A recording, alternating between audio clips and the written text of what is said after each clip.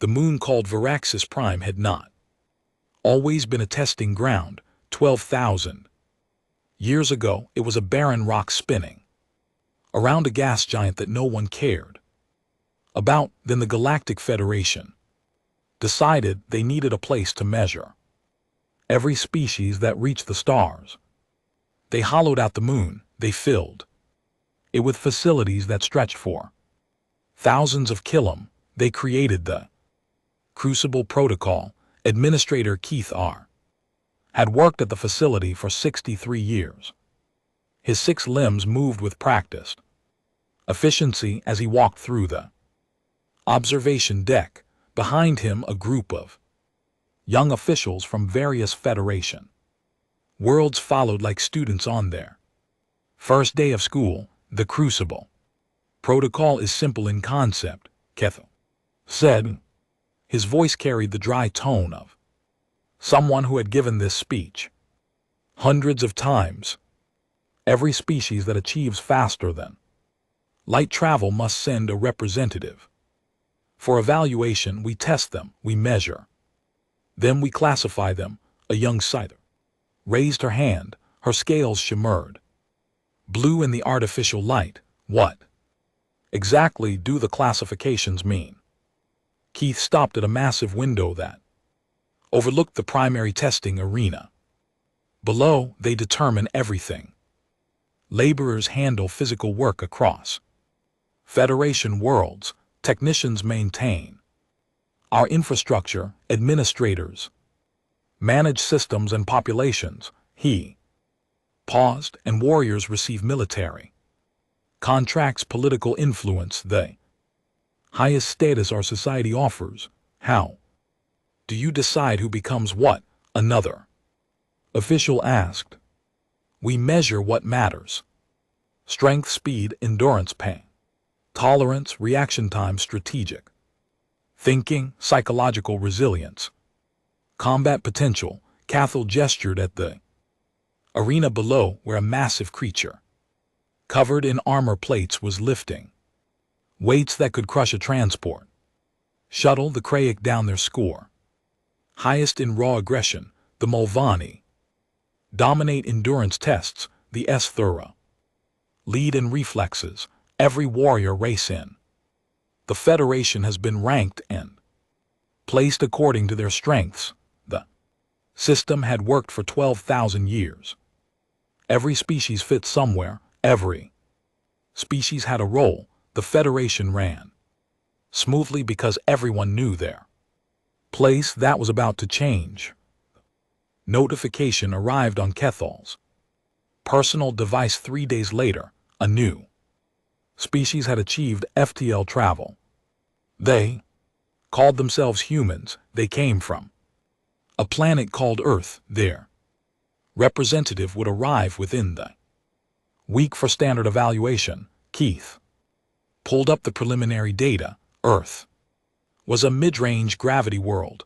Nothing special about its atmosphere. The dominant species had developed technology at a reasonable pace. They had no natural weapons worth mentioning.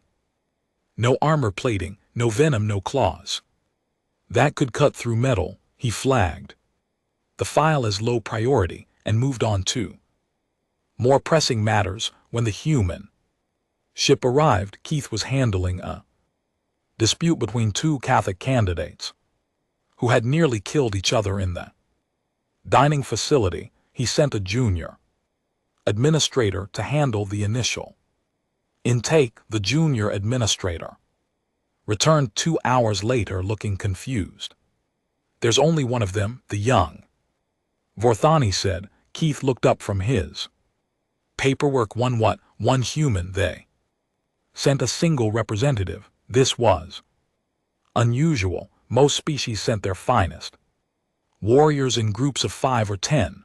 They wanted to show off their best. They wanted multiple chances to score well. Sending one individual was either supreme confidence or complete ignorance of how the system worked. Bring them to the preliminary assessment chamber, Keith said. The human who walked through His door was not impressive. She stood. Roughly average height for a bipedal species, her skin was brown and smooth. Lacking any protective covering, her eyes were small compared to most predator species. Her hands ended in blunt fingers with small nails that couldn't cut paper, much less an enemy. "Staff Sergeant Maria Chen," she said. Her voice was calm, measured. "Representing Earth," Keithel activated his scanning equipment. The preliminary biological assessment would take only a few minutes. "Please stand still. This won't hurt," the scanner hummed as it mapped her internal structure. "Cather."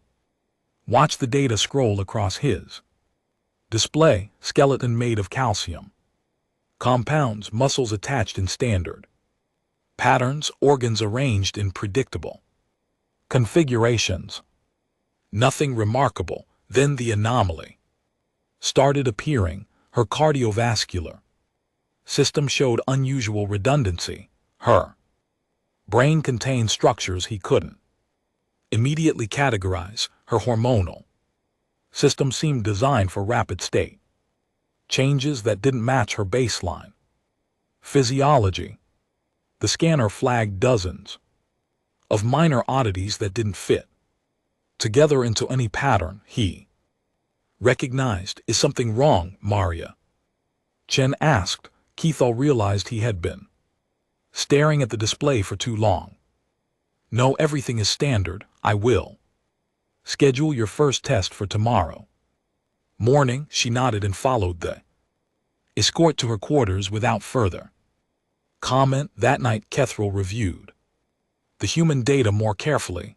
The contradictions multiplied the longer he looked. Humans were omnivores, but their teeth and jaws could deliver a bite force comparable to some predator species. Their muscles were not exceptional in raw power, but they were remarkably efficient over long periods.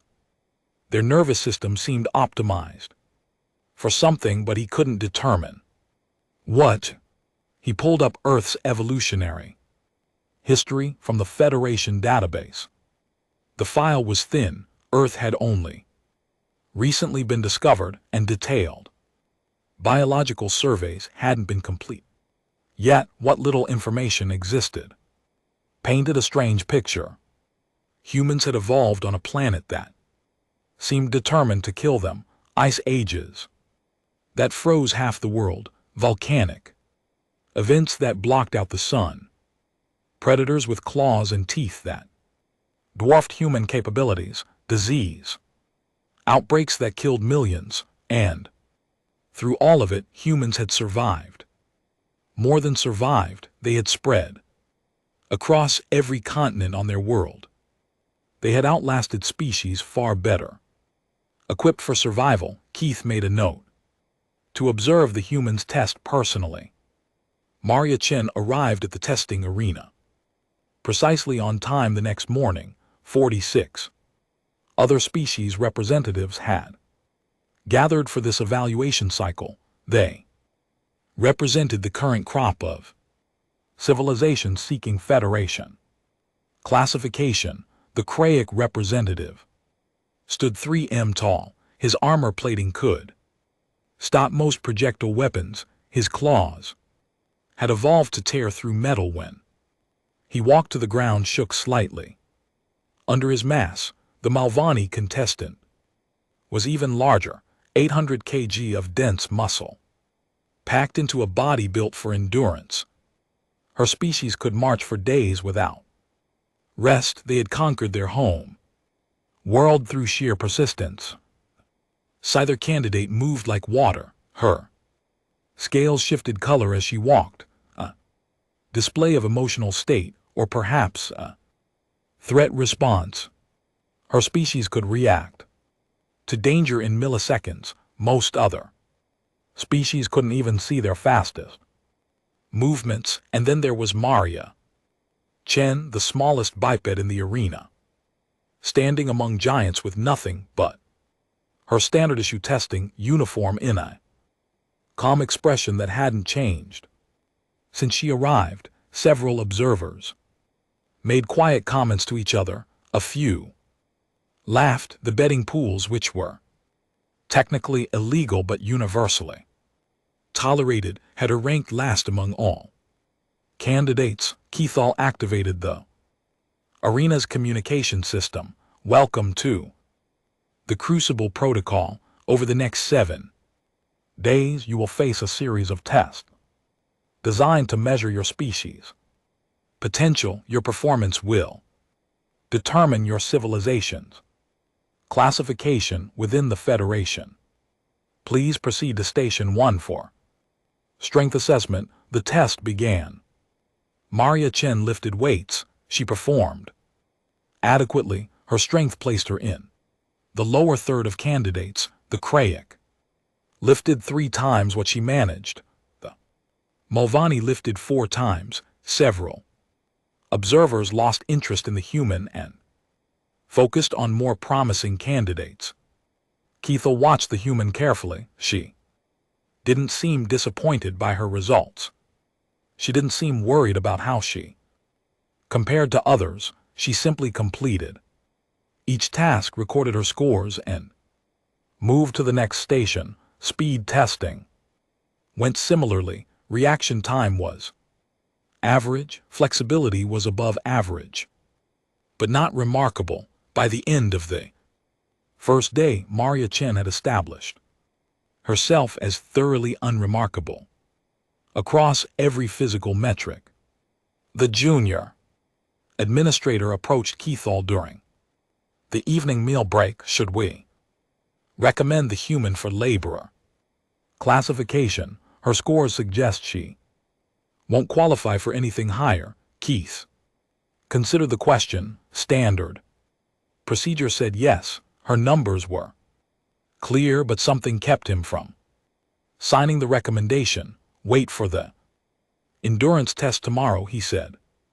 Something about her biology doesn't make sense. I want to see how she performs over extended periods. The junior administrator shrugged and returned to his station. That night, Kethral reviewed the first day's recordings. He watched Maria Chen perform each test. He noticed something that hadn't registered during the live observations. She never pushed herself fully. During strength tests, her heart rate stayed well below maximum. During speed trials, her breathing remained controlled. Even during flexibility assessments, she moved with careful precision rather than straining for maximum range. It was subtle. Anyone not looking for it would miss it entirely, but Maria Chen had held back through every test. She had deliberately performed below her actual capacity. The question was why. Keith pulled up her file again. He read through the intake documentation. Staff Sergeant, a military rank from Earth. Her government had selected her through a process they declined to explain. She had arrived alone without support staff or advisors. He looked at the humans' quarters on the security feed. She sat on her bed reading something on a small device. Her expression was peaceful, focused, like someone preparing for an event she had trained for all her life. Keith realized he had underestimated this species. The thought made him uncomfortable. In 63 years, he had never misjudged a candidate's potential so badly. Tomorrow's endurance test would reveal the truth. Either the human would perform as her first day scores suggested, or she would show what she had been hiding. Cather found himself looking forward to finding out. For the first time in decades, the Crucible Protocol had given him something unexpected. He hoped the Federation was ready for what they might discover. The endurance phase began at dawn. Keithall had positioned himself at the primary observation station. He wanted to watch every moment of what came next. The other administrators thought he was Wasting his time, the human had already proven herself unremarkable. Why focus on a candidate destined for laborer classification? They would understand. Soon enough, 47 candidates gathered in the endurance arena. The space was massive. Running tracks stretched for kilometers. Climbing walls rose toward the distant ceiling. Swimming pools contained water at various temperatures. The test was simple in concept: run, climb, swim, keep moving. The last one standing scored highest. The craftic representative cracked his armored knuckles. His species dominated short burst combat. They could deliver devastating attacks in seconds, but endurance was not their strength. Everyone knew he would not last long. The Mulvaney representative stretched her massive limbs. Her species was built for exactly this kind of test. They could march for days across hostile terrain. They had conquered their home world. Through persistence, she was the heavy favorite to win. Maria Chen did a few simple stretches, nothing impressive, nothing that suggested she was preparing for anything unusual. Begin, Keithall announced. The candidates started running. For the first hour, nothing interesting happened. Everyone moved at sustainable paces. The Mulvaney set a steady rhythm that her body could maintain for days. The CFIC started fast but was already beginning to slow. Maria Chen ran in the middle of the pack, neither leading nor falling behind. At the 2-hour mark, the first candidates dropped out. Two species with high explosive power but low stamina. They had pushed too hard too early.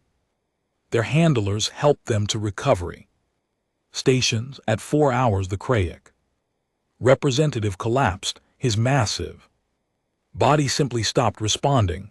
The armor plating that made him so formidable in combat was now dead weight.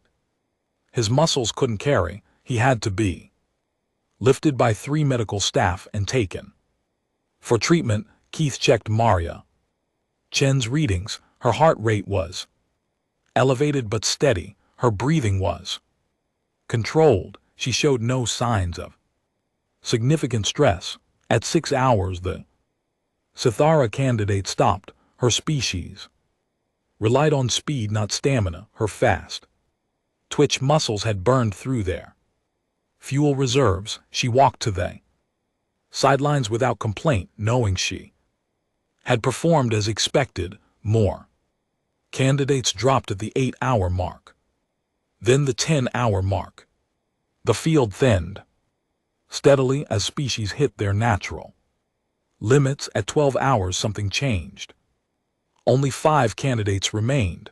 The Mulvaney, of course, a species called the Torvak that resembled moving mountains of flesh. 2 insectoid species with efficient metabolisms, and Maria Chen.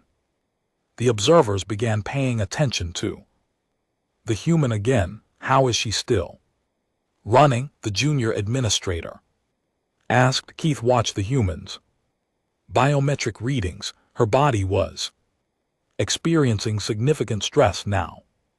Lactic acid was building in her muscles. Her energy reserves were depleting.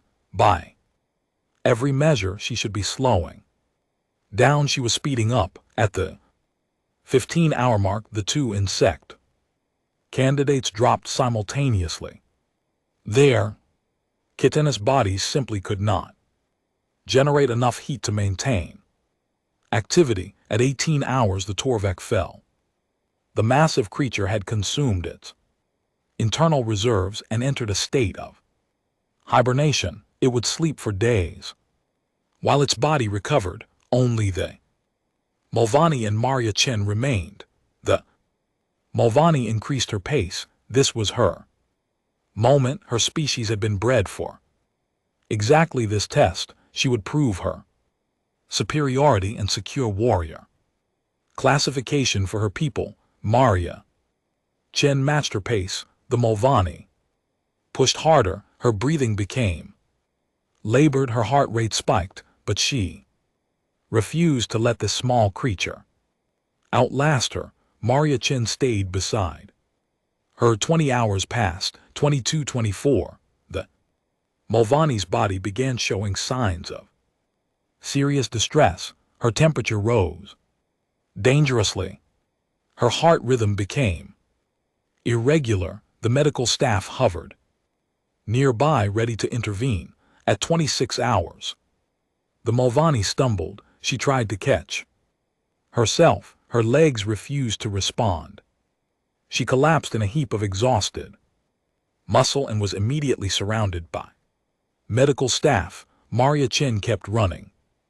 Keith stared at his display. The human's body was consuming itself now. Her muscles were breaking down their own proteins for fuel. Her organs were showing signs of stress that would require medical attention, but she showed no intention of stopping. "End the test," he ordered. "Sir," the junior administrator asked. "End it now." She won't stop on her own. They had to physically block Maria Chen's path to make her stop running. Even then she tried to go around them.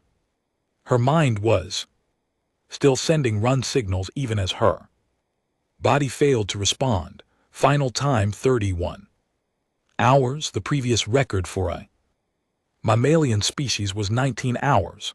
The medical team rushed Maria Chen to the recovery ward. They stabilized her vitals, replaced her fluids, and began treating the micro damage throughout her body. Keith visited her room 3 hours later. She was awake, sitting up and requesting permission to exercise. "Your muscles need time to repair," he said.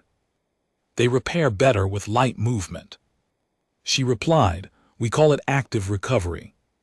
Keith sat down slowly, his 6 limbs folded beneath him as he considered how to phrase his next question. "Your species, does this happen to all of you?" "What do you mean?" "The refusal to stop. The continuation past the point of damage. Your body was breaking down, yet your mind kept pushing." Maria Chen was quiet for a moment. "We have a saying on Earth, the body gives up before the mind has to. We're taught that the feeling of exhaustion is just a warning signal, not an actual limit. You train yourselves to ignore survival instinct. We train ourselves to push past them when necessary." She looked at her hands. "Our ancestors chased prey across savas for days. The animals were faster, the animals were stronger, but the animals would stop eventually, rest, try to recover, and our ancestors would just keep coming, walking, jogging, never stopping. Eventually the prey would collapse from exhaustion, and our ancestors would be standing over them." Keith processed this information. "You evolved as persistent as predators. Among other things, the pain tolerance test came next." Keith had seen thousands of species go through this evaluation. The test applied graduated neural stimulation to measure where each species broke. Everyone had a limit.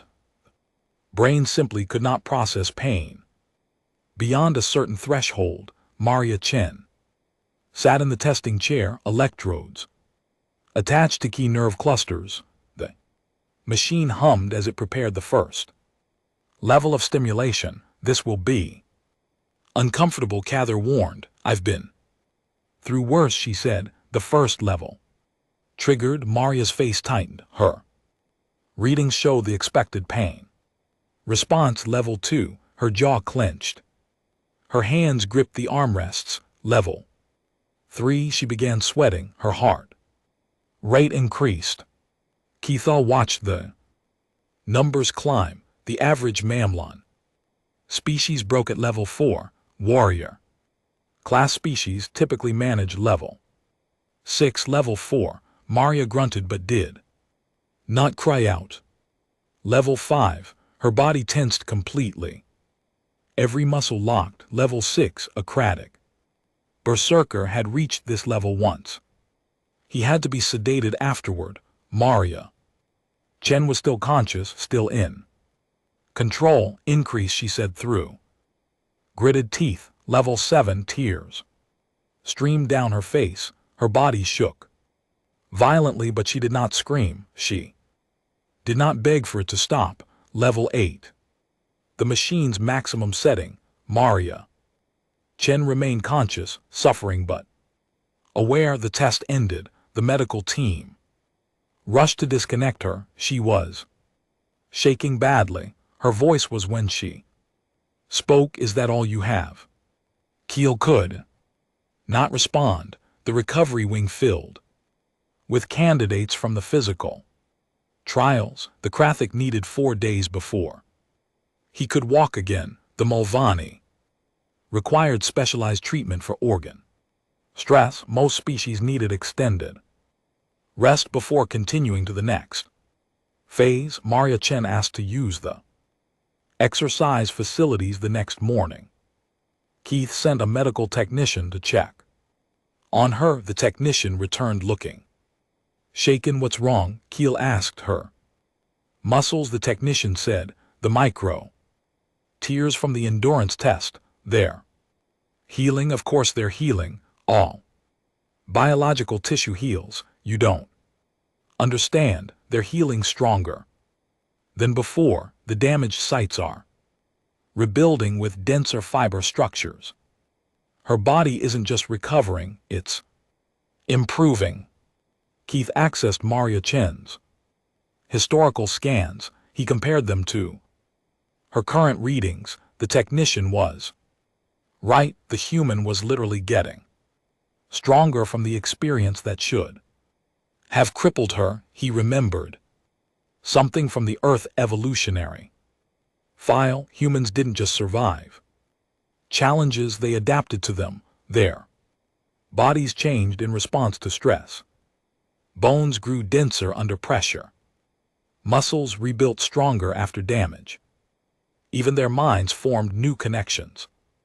After trauma, they were a species that got harder to kill the more you tried to kill them. That night Keith couldn't sleep. He kept returning to the data, kept looking for some explanation that fit into the Federation's existing categories. He found none.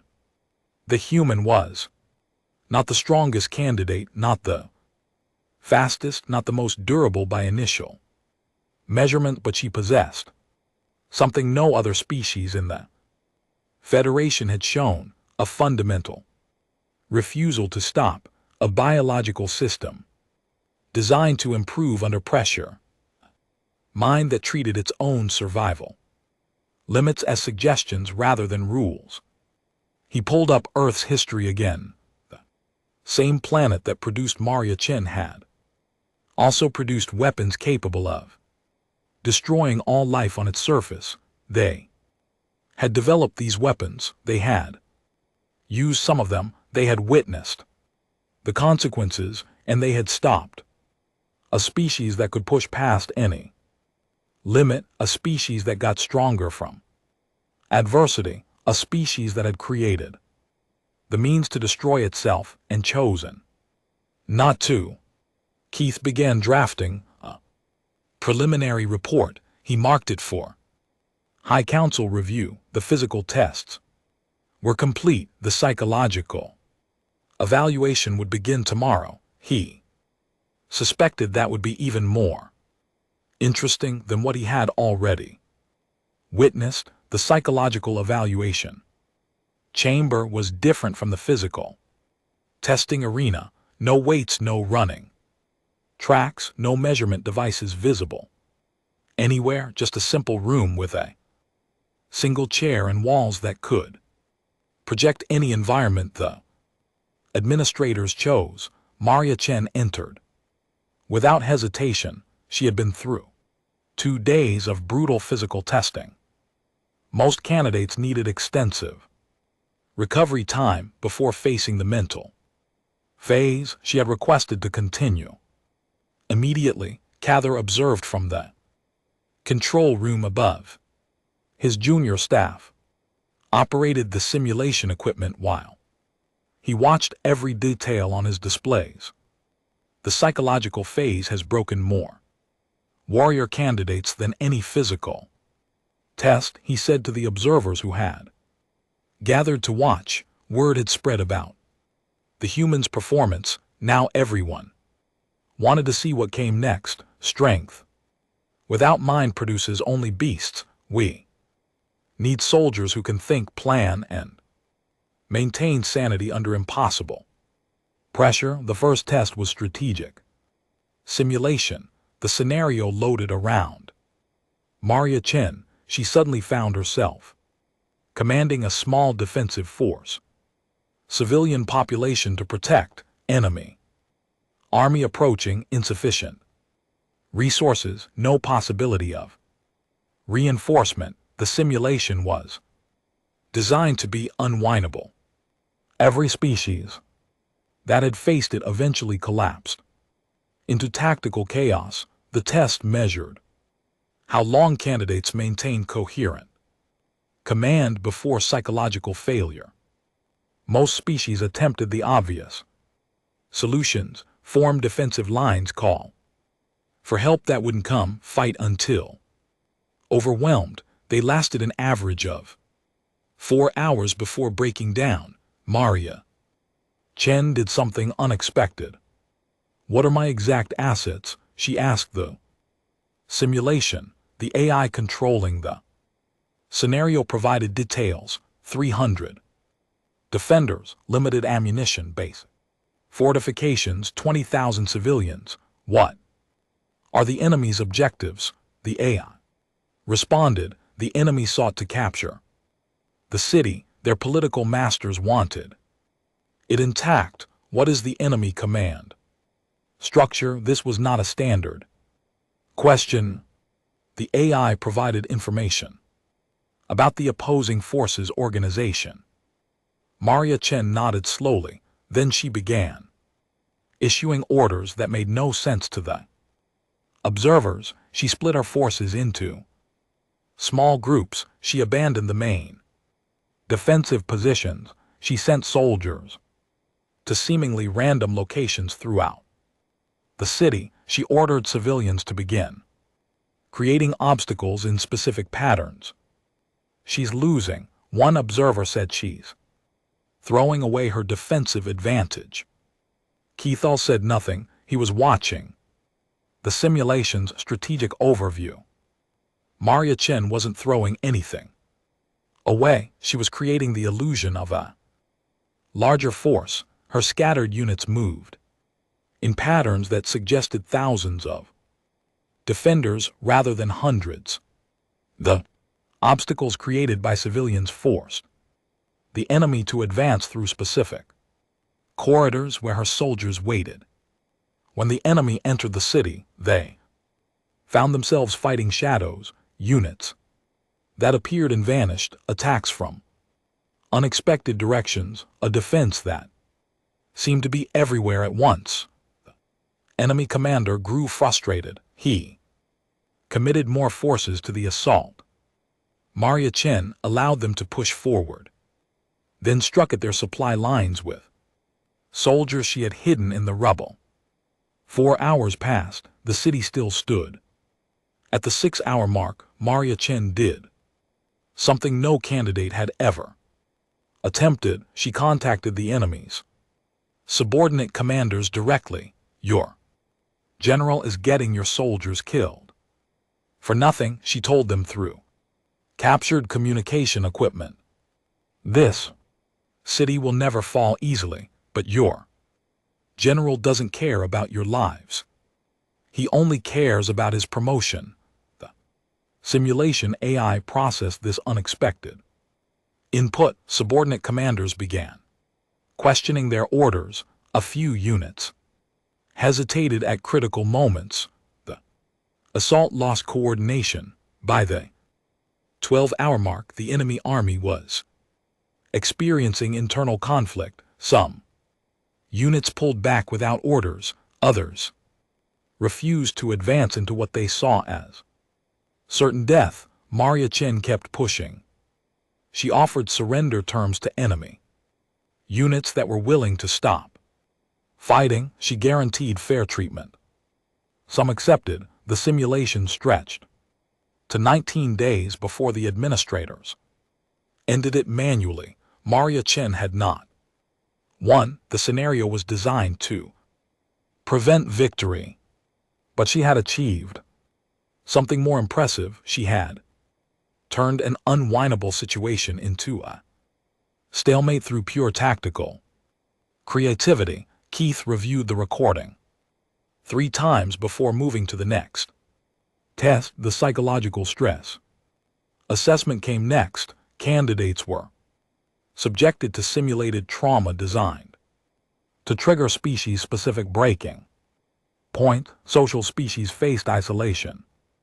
Claustrophobic species faced confinement. The test found what hurt each species most and kept applying pressure until the mind failed. For Maria Chen, the simulation shows loss of comrades. She found herself on a battlefield, her squad around her, soldiers she had trained with friends.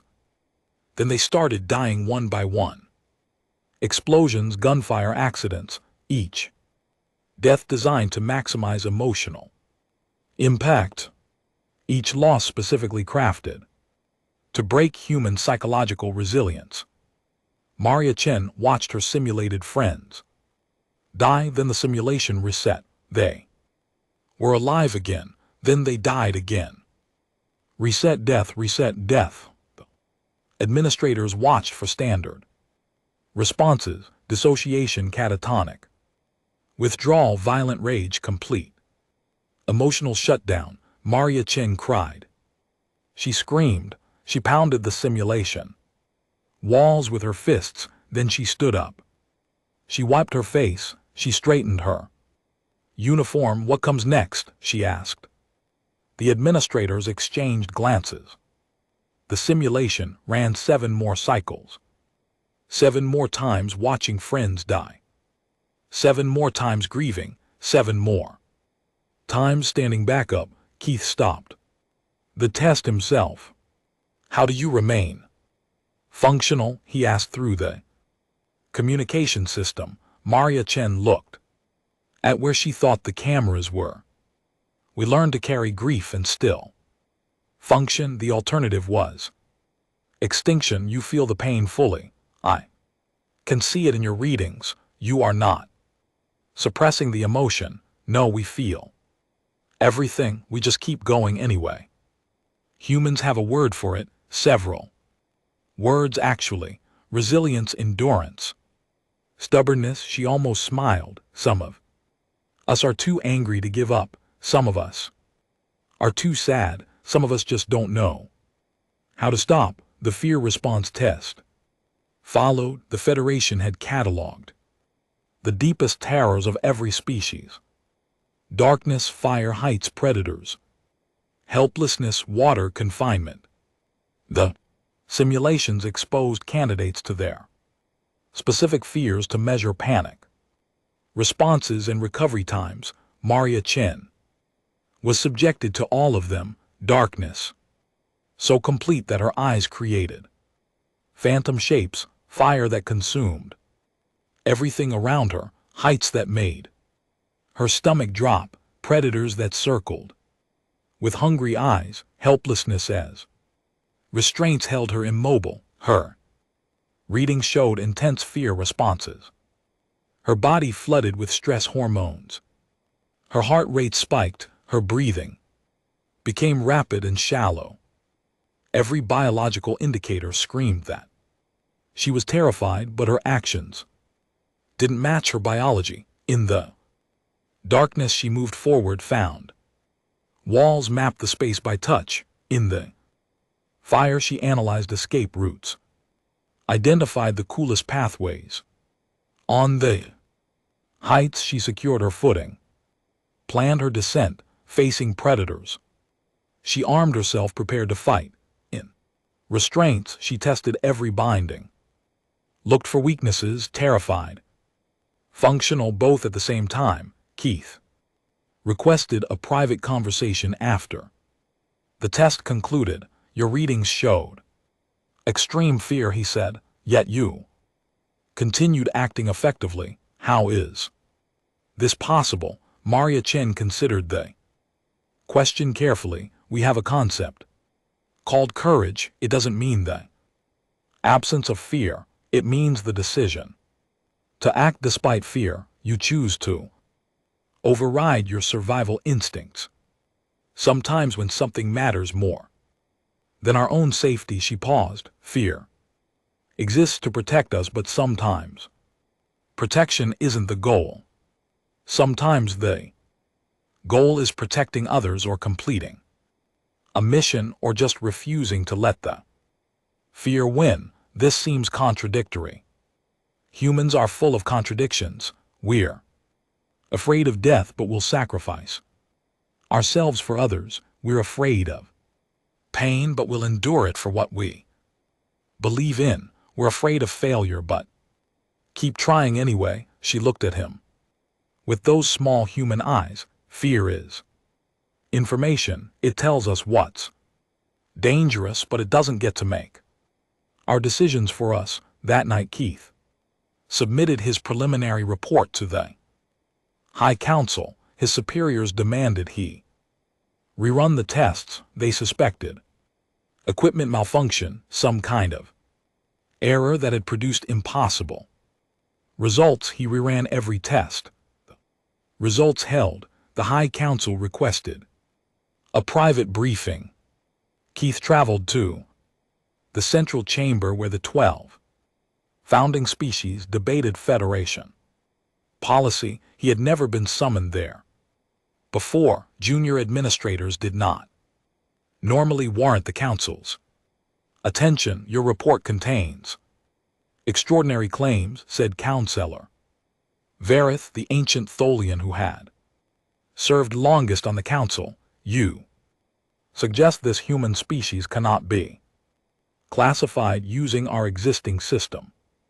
That is correct, Keith said. Their physical metrics are average in most categories. They score in the lower third for strength. Their speed is unremarkable. Their natural armor is non-existent. By traditional measures, they would be classified as laborers. Then what is the issue? Keith activated his display. The council watched Maria Chen's test recordings.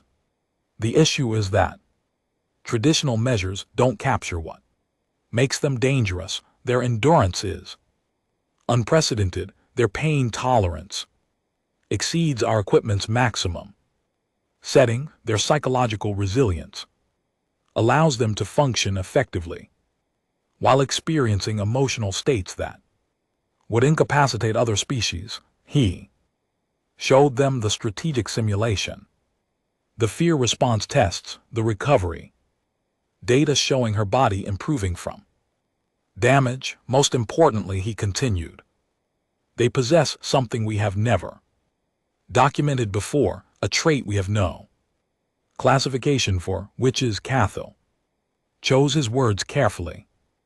They can choose to override their own survival instincts, not through chemical suppression or biological modification.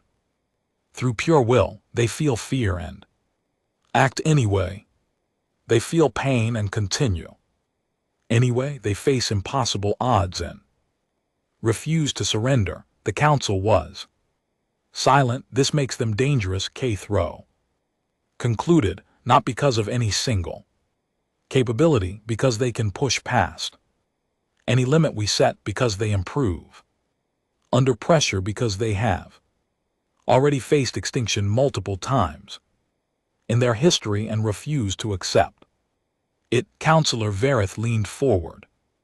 What do you recommend? Keith had thought about this question for days. I recommend we observe the final test before making any decisions, but I also recommend the council prepare for the Possibility that our classification system is insufficient for the species. Insufficient how? We designed the Crucible Protocol to measure what? Species are physical capabilities, mental capacities, behavioral patterns.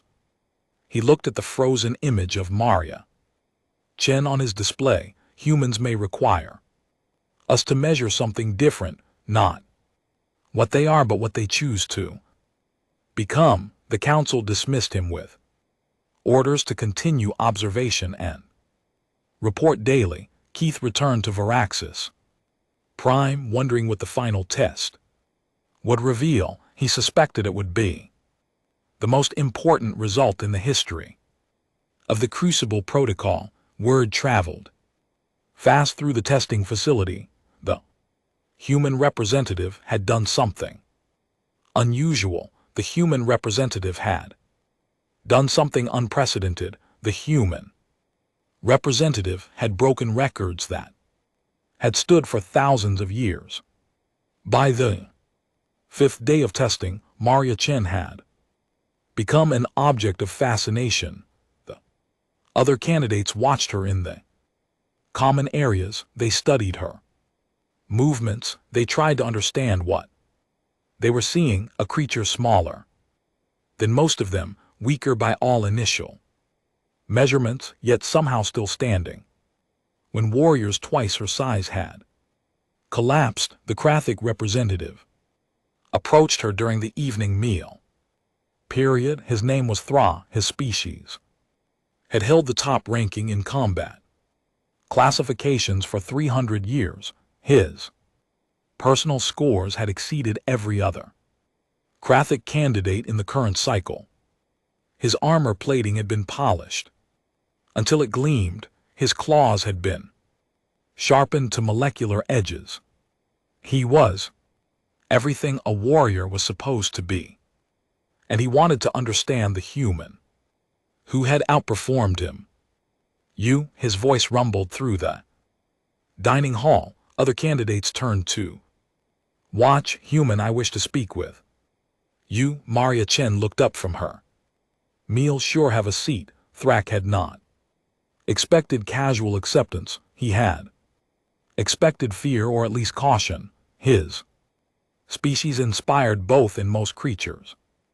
He sat across from her, his massive form making the table seem like furniture designed for children. How did you outlast me in the endurance phase? He asked directly. Your muscles are inferior, your lungs are smaller, heart pumps less blood. Efficiency, Maria said, and stubbornness.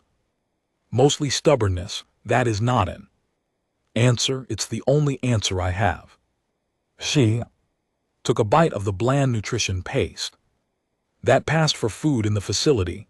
My ancestors evolved to chase animals for days. We're not built for explosive power like your species. We're built to just keep going forever if we have to.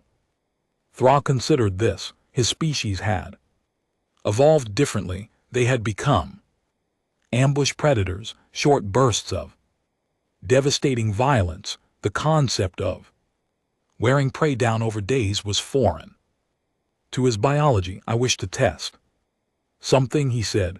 A combat exercise. No points, no official record, just you and me. The dining hall went quiet. Everyone understood what Thra was asking for: a sparring match between the current highest-ranked warrior candidate and the strange human who had broken the endurance records. Maria finished her meal short when now they walked to the practice arena together. A crowd followed. Even Keithal received notification and arrived to observe. This was not an official test, but the results would be informative. The practice arena was smaller than the main testing grounds. Padded floors, safety barriers, medical staff standing by. The space was designed for sparring matches that would not result in permanent injury. Thrak removed his ceremonial chest covering, his armor plating, covered his vital organs completely, his claws extended to their full length. He moved into a fighting stance that his species had perfected over centuries. Maria Chen stretched her shoulders. She bounced lightly on her feet. She raised her hands in a guard position that looked almost comically inadequate compared to Thra's natural weapons.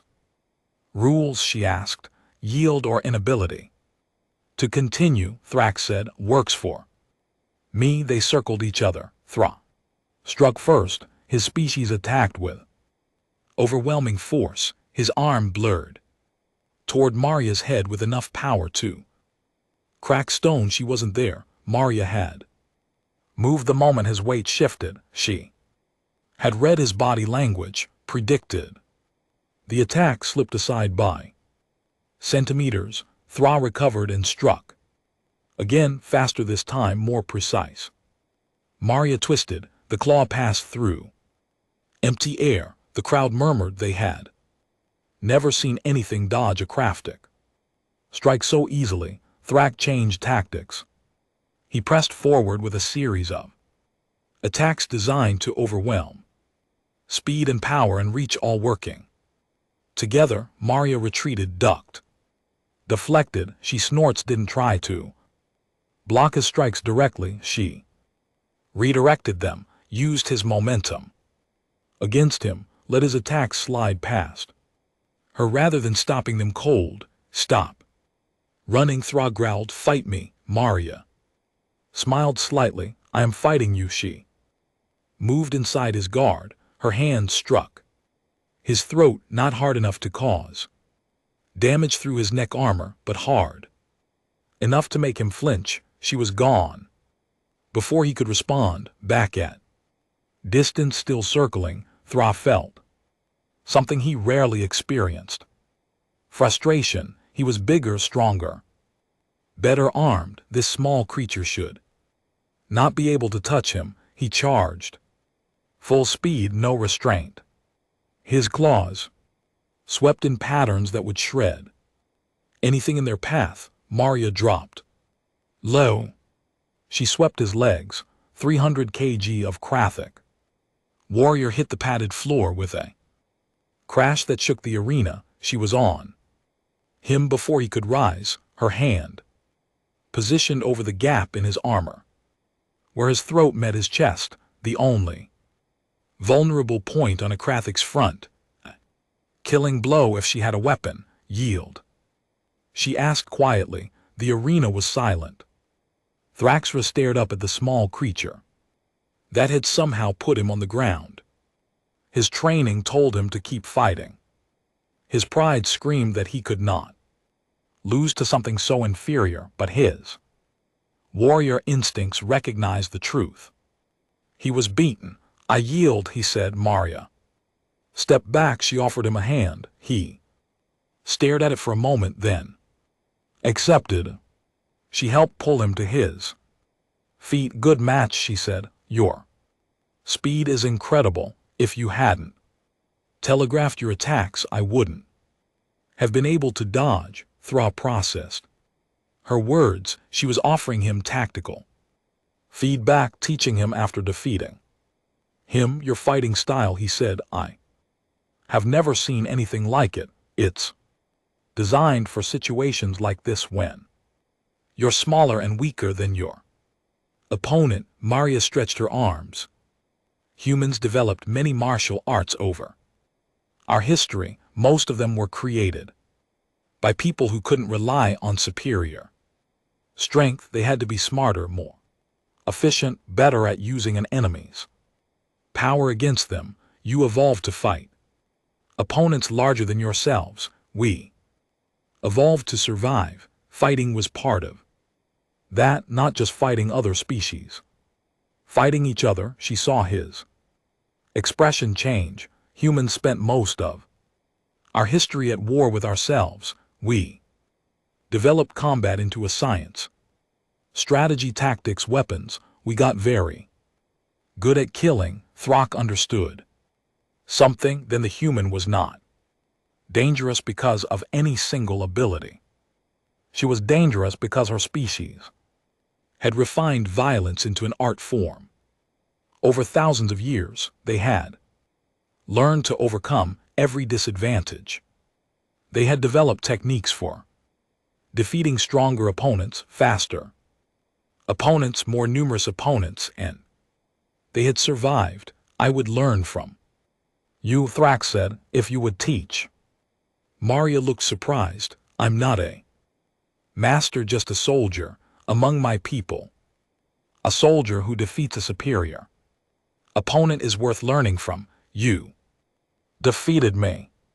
I would know how. Word spread quickly. The Krayik representative had challenged the human to single combat. The Krayik representative had lost. The human had offered to teach him. By the next day, 3 more candidates had approached Maria for training: a Sitha who wanted to learn human tactical thinking, a Mulvani who wanted to understand human endurance techniques, a small mammalian species called the Varathi who had never qualified for warrior classification but hoped to improve their ranking. Maria taught them what she could. She explained the principles behind human combat: economy of motion, using leverage instead of strength, reading body language, controlling the pace of engagement. Keith observed these informal sessions. He noted that Maria never held back information. She taught willingly. She helped other species improve. This behavior did not match the Federation's understanding of warrior species. He pulled up historical records. Every warrior race in Federation history had guarded their combat techniques jealously. Secrets were power. Sharing them weakened your species' competitive advantage. Humans apparently did not think this way. He scheduled a private interview with Maria. Chen, why do you teach them? He asked. These species will compete against humanity for resources, for status, for contracts. Every technique you share makes them more dangerous to your own people. Maria considered the question.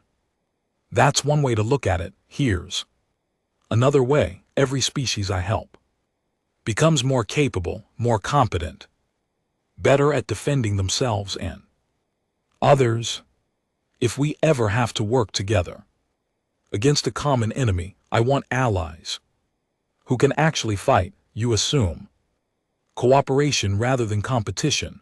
I assume both. Humans compete and cooperate, sometimes with the same people. It depends on the situation. She leaned back in her chair. Let me ask you something. In 12,000 years of testing warrior species, how many of them have worked together effectively across species lines? Catherall accessed his records. Effective multi-species military cooperation is rare. Different biologies, different communication methods, different tactical doctrines.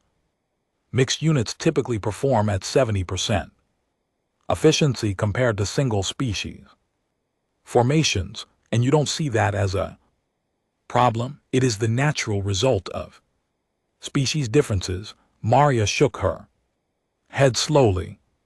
It's the natural result of species not bothering to understand each other. The differences exist, but they can be overcome. Humans have proven that. We have hundreds of cultures on our home world, different languages, different customs, different ways of fighting. We learn to work together.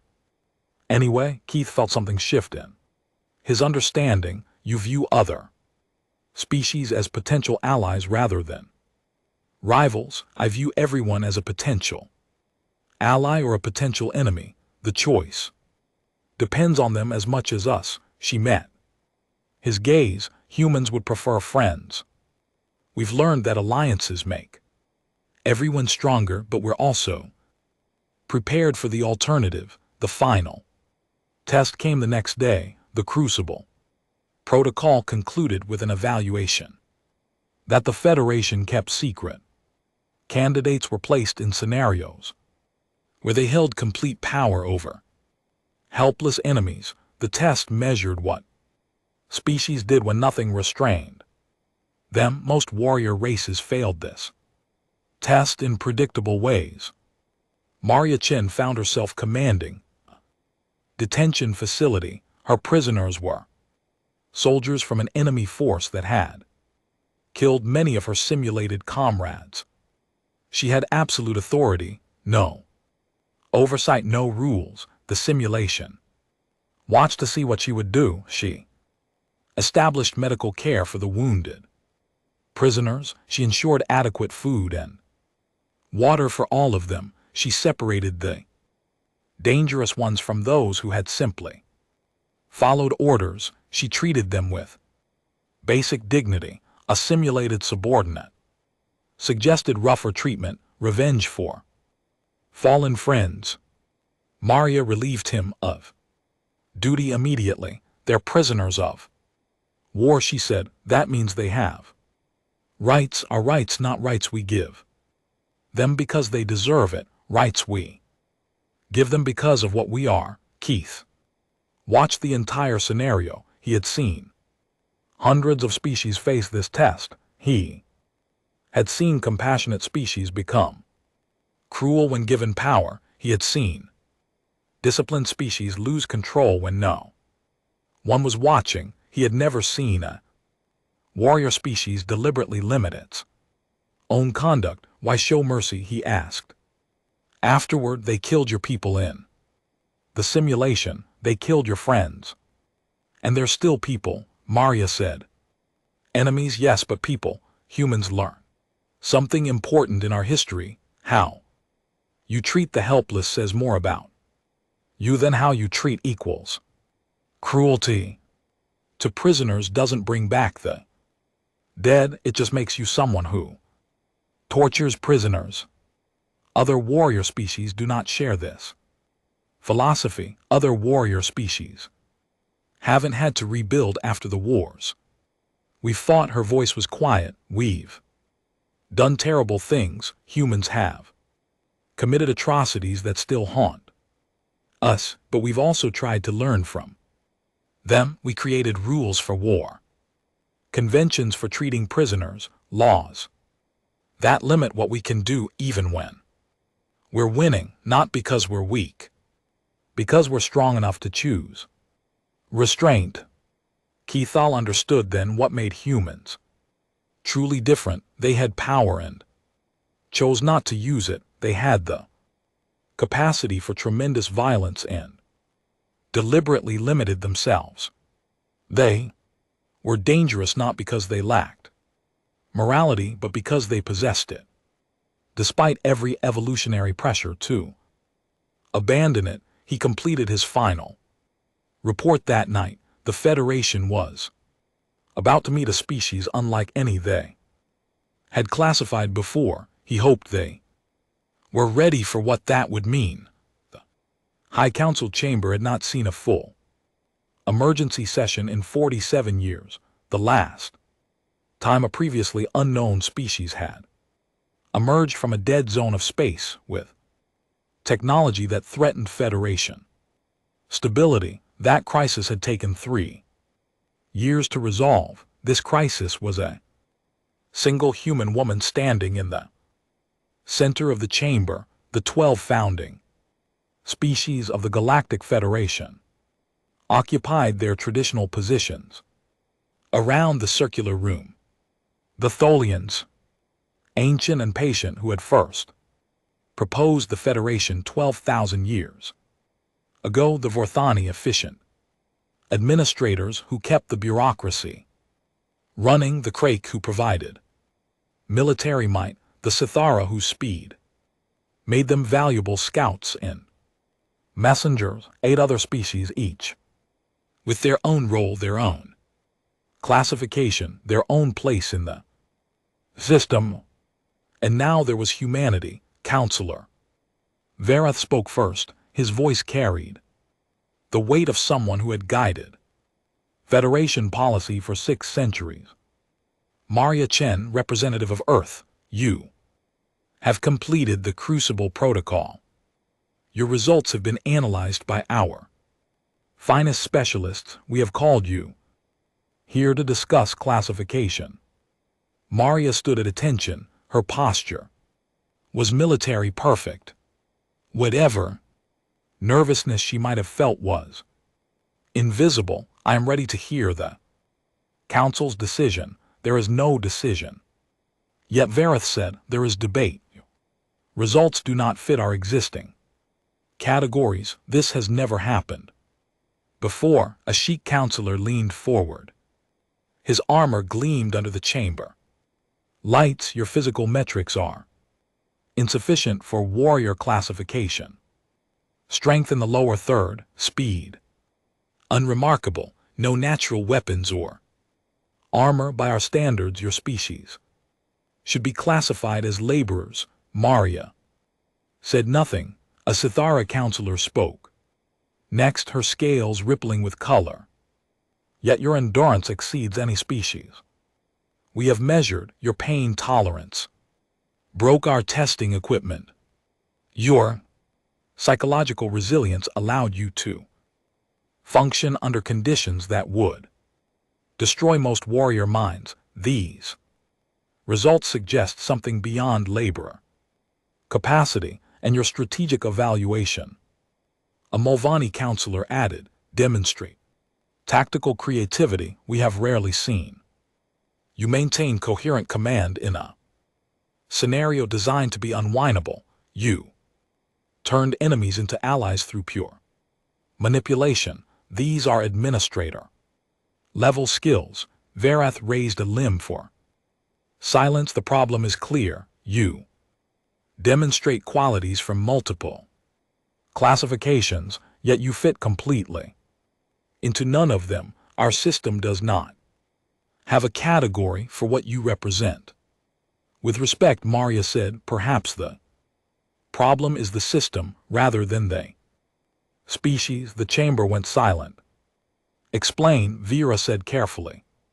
Maria stepped forward. Her movement was calm and deliberate. I've studied your classification system. Earth snorts has been monitoring Federation communications for decades. We know how you evaluate species. We know what you measure and we know what you don't. You admit to espionage. I admit to preparation. When a civilization of 12,000 years standing starts testing your people, you learn everything you can about the tests. Maria's voice carried no apology. Your Crucible protocol measures specific traits: strength, speed, endurance, aggression, pain tolerance, tactical thinking. You assign species to categories based on where they excel. This system has served the Federation effectively for millennia. A Vorthani counselor said, it has served the Federation's existing structure. Maria corrected, there's a difference. Your system rewards specialist species that excel in one area get placed in roles that use that specialization. Kadak become warriors because they're strong and aggressive. Esthura become scouts because they're fast. Mulvaney become heavy infantry because they can march forever. Everyone has a role and this is wrong. It's incomplete. Maria turned slowly, addressing the entire council. Humans are not specialists, we're generalists. We're not the strongest, but we can build tools to multiply our strength. We're not the fastest, but we can create vehicles to outpace anything biological. We're not the most aggressive, but we can sustain strategic planning across generations. Our advantage isn't any single trait, it's adaptability. The crafted counselor made a dismissive sound. Adaptability is not a warrior quality. Tell that to our history. Maria's voice hardened slightly. Humans have faced extinction multiple times. Ice ages that froze half our world. Volcanic events that blocked out the sun, plagues that killed most of our population. We adapted and survived. We spread across every environment on our planet. We developed technology that let us exceed our biological limits. We evolved as persistent hunters who could chase prey for days, and then we evolved further to become whatever we needed to be. She paused, and we did this while fighting each other. We are aware of your species' internal conflicts, Barth said. They are well documented. Then you know we've been developing warfare for thousands of years, strategy, tactics, weapons. We got very good at killing. We created bombs that could destroy cities, weapons that could make planets uninhabitable. We stood at the edge of self-destruction multiple times. Maria's expression was calm, but her eyes were intense. And we're still here. We chose not to destroy ourselves. We developed rules for war, conventions for treating prisoners, laws that limited our own actions even when we were winning, not because we were weak, because we were strong enough to choose restraint.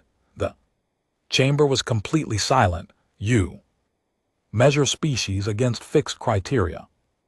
Maria continued, this rewards what species are, but you don't measure what species choose to be.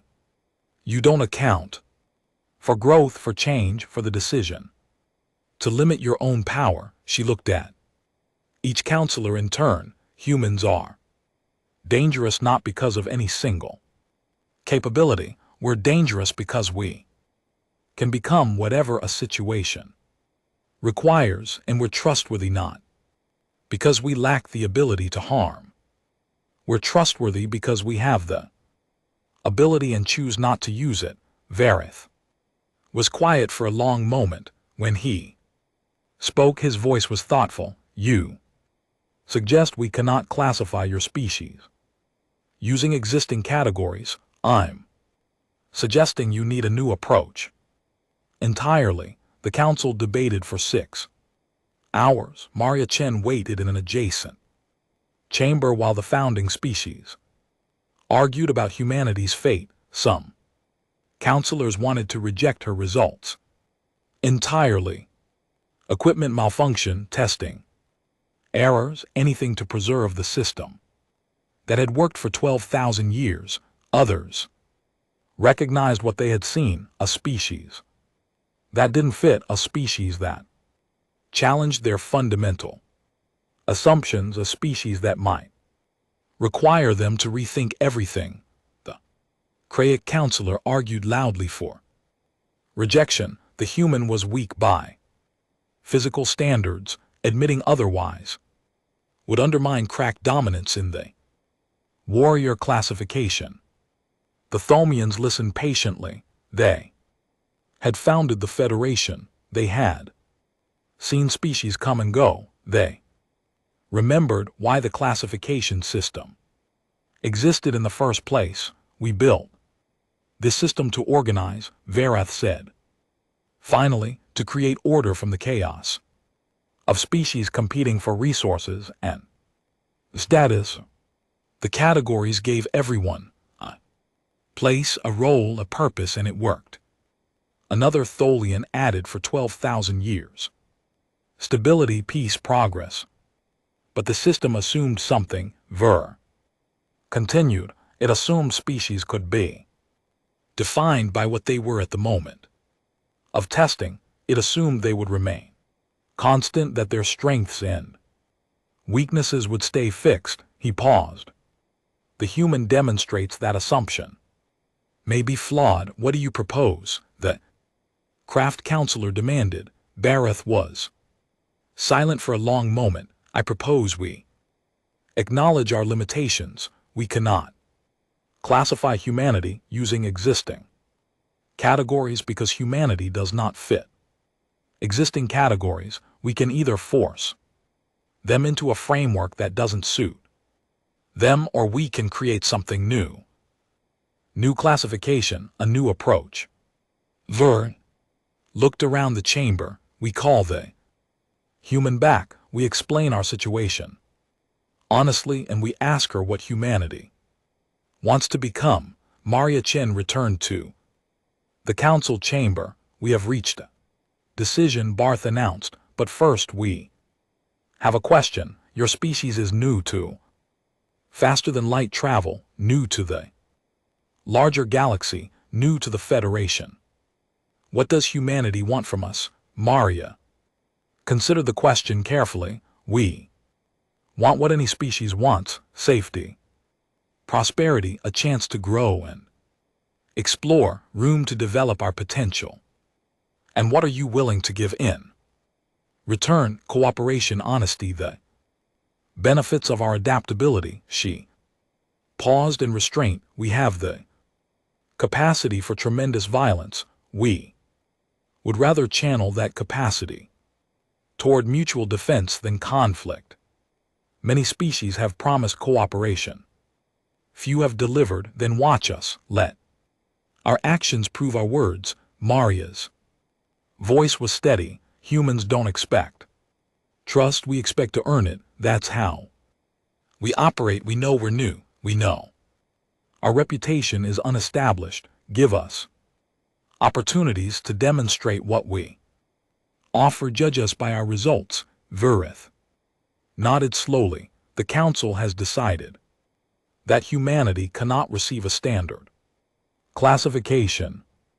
Your results exceed our categories in some areas and fall short in others.